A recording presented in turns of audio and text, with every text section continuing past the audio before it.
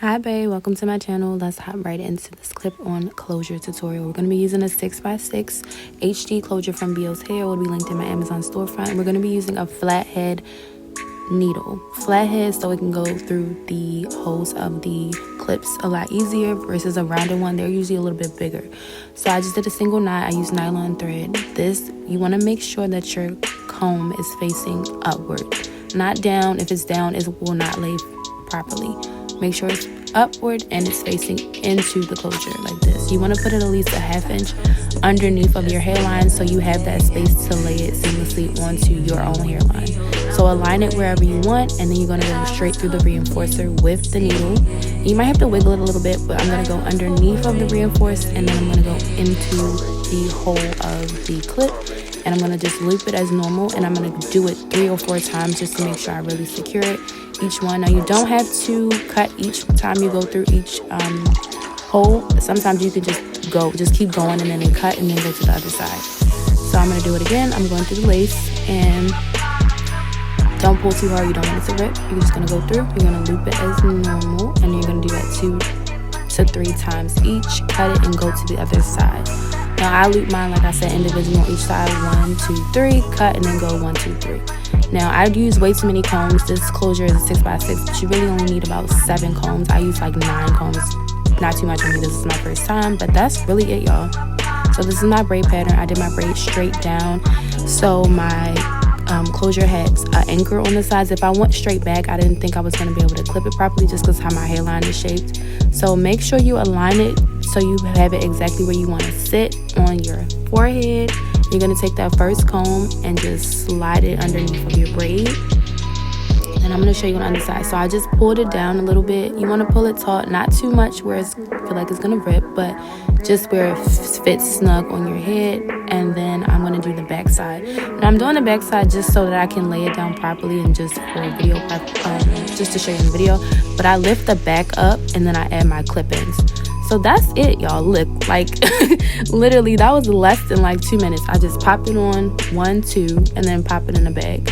I'm hot combing it, and then what makes it look a little bit more realistic is having your edges out. So I just pull some of my edges out on the side, and then I'm brushing it back.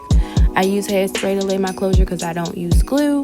So I'm just using some bedhead hairspray, laying my edges, blow drying it on cool to warm. And then I'm going to jump in and use my Tint spray. You don't have to use this. It's a little too orange for me anyway, but then I add my spritz on top. This is going to give you that really seamless laid look. And then I'm just cutting off any extra lace because you don't want a lot of lace hanging off because it's going to take away from it looking realistic. And I just want to make sure I'm securing everything. I tie it down with my hairband. I got this from the Frontal Queen. I love it. And now I'm going to add my clips. So you just want to pull it up. You can do a U-part wig. You can do a clip-ins. You can do a quick weave, whatever you want. But just for the preference of me wanting something that's more convenient, I use my clip-ins. These clip-ins are from Tame Tresses as well. I'll link her TikTok below. So I just angle my clip-ins upward like I would normally do any type of quick weave because you don't want it to show if the wind blows. And you see where I said about pulling it down. So I just wanted to make sure I had the proper spacing for my clip-ins, so I pulled it up. And now I'm just going to slide my clips underneath of my braid and secure it down. Now the reason I told y'all to use less clips is because more clips makes it bulkier. If it's less clips, you can lay it a little bit flatter and pull it more taut, if that makes sense.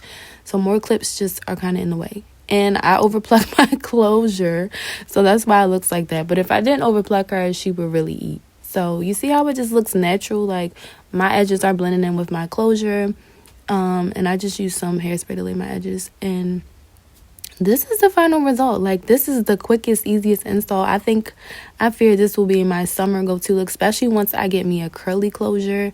It's over. Like this is so easy. This is perfect for my gym girlies, for my moms on the go, for my girls that just don't know how to sew or don't want to be messing with glue. Like this is just so easy. It was so convenient. I did a big chop and I wanted to keep wearing my clip-ins, and I just randomly thought of this idea and I absolutely love it. It's so simple. If you have an old closure in the house, an old wig, cut it off, add you some clips on some old tracks. If you don't have no clip-ins and you want to try clip-ins, boom. And that's the install, guys. I hope this makes sense to you. If you have any questions, please feel free to leave them below and I'm happy to answer.